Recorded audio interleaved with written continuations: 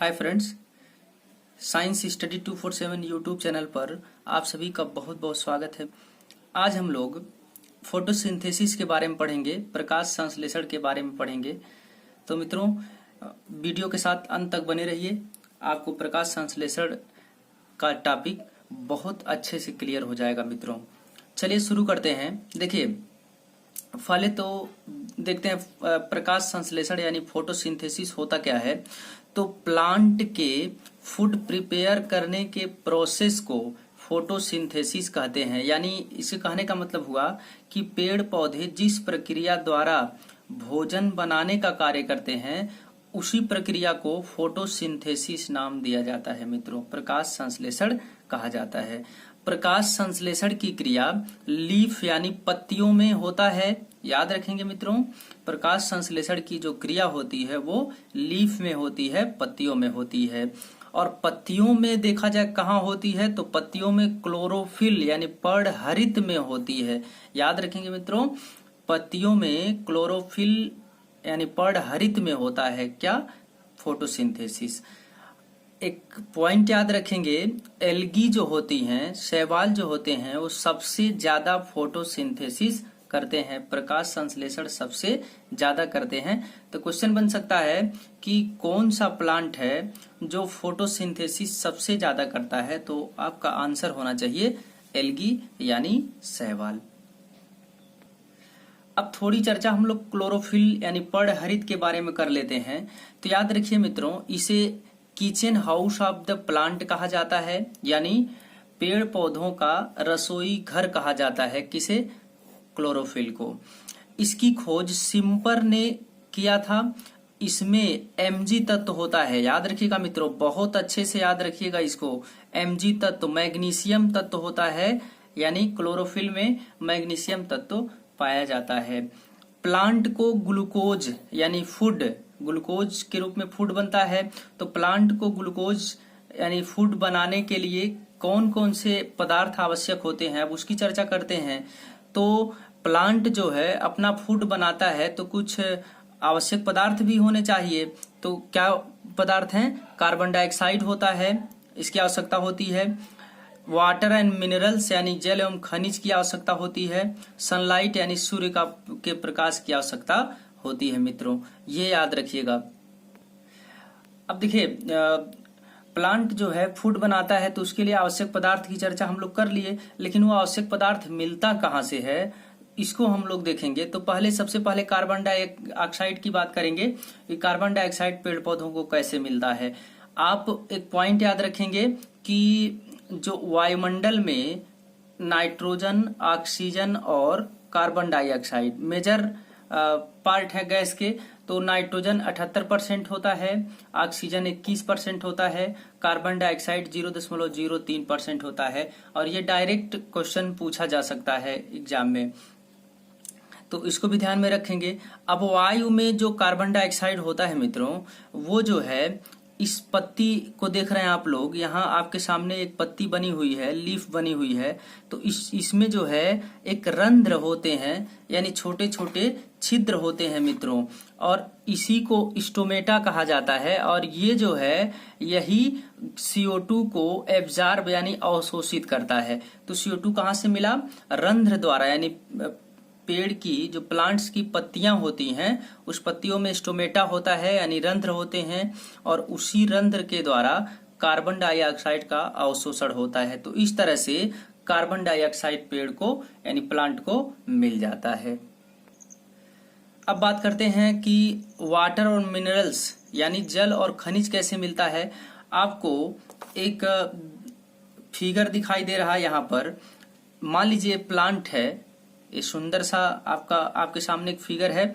इसमें देखिए ये स्टेम है, तना है, ये पत्तियां हैं, लीफ हैं, और इसमें ये जो है ये फ्रूट लगे हुए हैं और ये फ्लावर्स हैं। ये जो है फ्लावर्स हैं और ये इसमें फ्रूट्स लगा हुआ है। ये वाला जो पार्ट है ये फ्रूट्स है और ये जो पार्ट है ये सभी ये फ्लावर्स हैं। तो इसमें एक जाइलम होता है मित्रों, जाइलम। यह वाटर और मिनरल्स को रूट्स से लीफ तक पहुंचाता है। जाइलम का काम क्या है मित्रों, यानी रूट्स में जो जल और मिनरल्स यानी वाटर और मिनरल्स होती हैं, तो इसमें से वाटर और मिनरल्स को इस जड़ से इन पेड़ पौधों के अलग अलग सभी पार्ट तक पहुंचाना किसका काम होता है, जाइलम का। याद रखिएगा, बहुत बार एग्जाम में ये क्वेश्चन बन चुका है मित्रों। तो क्या करता है, यहाँ से जाइलम का काम है रूट्स से जो वाटर और मिनरल्स होती हैं उनको ले जा करके प्लांट्स के सभी पार्ट तक पहुंचा देना, ये इसका काम है। और जिस प्रोसेस से ये पहुंचाता है, यानी कोई प्रक्रिया होगा जिसके कारण ये वाटर को और मिनरल्स को पेड़ के यानी प्लांट के अलग अलग पार्ट तक पहुंचाता है, तो वो प्रक्रिया है केशिकात्व। केशिकात्व प्रक्रिया के थ्रू यानी कैपिलरी एक्शन के थ्रू ये जो है इसको पहुंचाने का काम करता है। तीसरा आवश्यक पदार्थ सनलाइट यानी सूर्य का प्रकाश। ये तो दिन में मिल ही जाता है पेड़ पौधों को। एक पॉइंट याद रखेंगे मित्रों, पेड़ पौधे दिन व रात दोनों स्थितियों में फोटोसिंथेसिस करते हैं। अब दिन में क्या होता है और रात में क्या होता है, अब इसकी चर्चा करेंगे। तो दिन में प्राइमरी फोटोसिंथेसिस करते हैं पेड़ पौधे, और इस समय सिर्फ ग्लूकोज का निर्माण होता है। यानी प्लांट्स जो है दिन में प्राइमरी फोटोसिंथेसिस करते हैं और इस समय प्लांट्स जो है ग्लूकोज का निर्माण करते हैं। लेकिन रात में जो है सेकेंडरी फोटोसिंथेसिस होता है और इस समय प्लांट जो है ग्लूकोज को स्टार्च में कन्वर्ट करते हैं मित्रों। याद रखेंगे, रात में प्लांट क्या करते हैं, ग्लूकोज को स्टार्च में कन्वर्ट करते हैं और स्टार्च के रूप में ही फूड को स्टोर कर लेते हैं।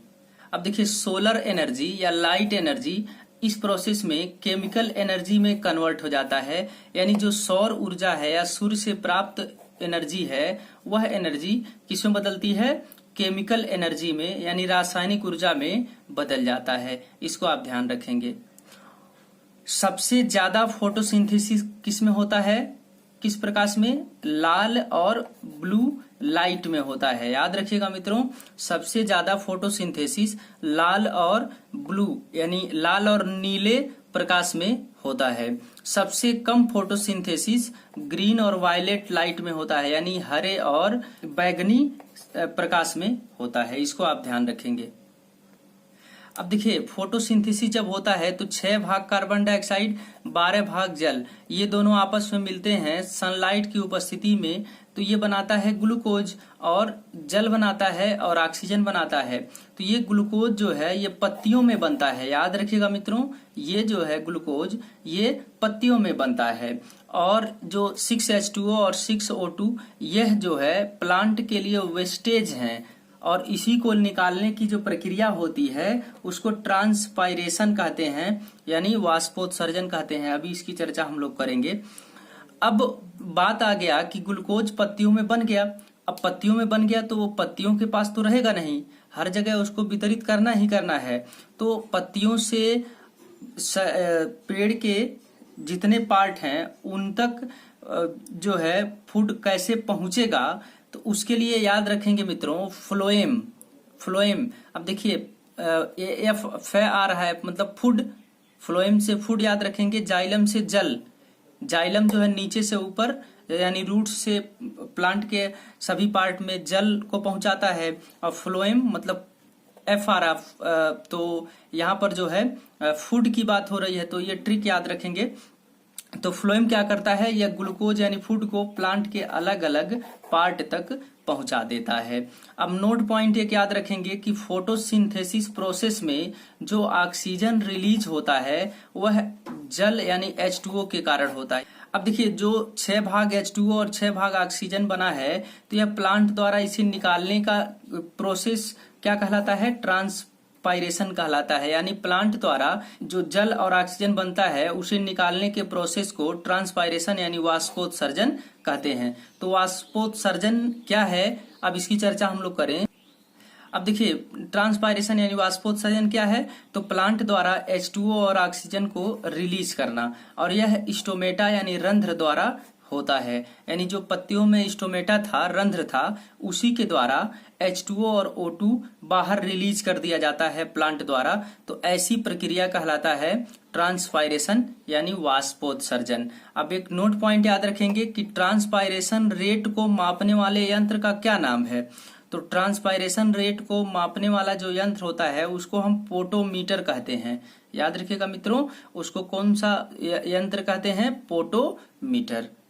अब देखिए, फोटोसिंथेसिस प्रोसेस के दौरान दो हार्मोन हेल्प करते हैं, यानी फोटोसिंथेसिस जो प्रकाश संश्लेषण की प्रक्रिया है उसके दौरान दो हार्मोन इन्हें हेल्प करते हैं। अब देखिए, एक का नाम है ऑक्सिन और दूसरे का नाम है साइटोकाइनिन। तो ऑक्सिन क्या करता है? यह प्लांट के ग्रोथ को कंट्रोल करता है। याद रखिएगा मित्रों, यह प्लांट के ग्रोथ को क्या करता है? कंट्रोल करता है। सबसे तेजी से ग्रोथ करने वाला प्लांट अगर है तो क्या है? बम्बू यानी बांस। और बांस क्या है? एक प्रकार का घास है, इसको ध्यान रखिएगा। यानी सबसे तेजी से ग्रोथ करने वाला जो प्लांट है उसका नाम बांस है, यानी बम्बू, और बांस क्या है? घास है। साइटोकाइनिन की बात करते हैं तो यह फोटोसिंथेसिस के लिए रिस्पॉन्सिबल होता है। इसकी अनुपस्थिति में फोटोसिंथेसिस नहीं होगा। इसका मतलब फोटोसिंथेसिस तभी होगा जब साइटोकाइनिन हार्मोन उसके पास रहेगा। अब याद रखिएगा कि साइटोकाइनिन हार्मोन जो है ये ऑक्सिन हार्मोन की उपस्थिति में ही काम करता है। अगर ऑक्सिन हार्मोन नहीं है तो साइटोकाइनिन हार्मोन काम नहीं करेगा, और साइटोकाइनिन हार्मोन काम नहीं करेगा तो फोटोसिंथेसिस प्रोसेस सही से नहीं हो पाएगा। इसको आप ध्यान रखिएगा। अब बात करते हैं प्लांट के ग्रोथ रेट को मापने वाला यंत्र क्या कहलाता है? क्रेस्कोग्राफ। याद रखिएगा, प्लांट का जो ग्रोथ रेट है यानी वृद्धि दर, उसको मापने वाला कौन सा यंत्र होता है? क्रेस्कोग्राफ। और इसकी खोज जेसी बोस ने किया था, जगदीश चंद्र बोस ने किया था। और देखिए, यहाँ जो है फ्रूट और फ्लावर की बात आया है तो हम लोग इसमें एक्स्ट्रा पॉइंट में देख लेते हैं। स्टडी ऑफ फ्लावर को एंथोलॉजी कहा जाता है और स्टडी ऑफ फ्रूट्स को पोमोलॉजी कहा जाता है। इसको भी आप ध्यान में रखेंगे।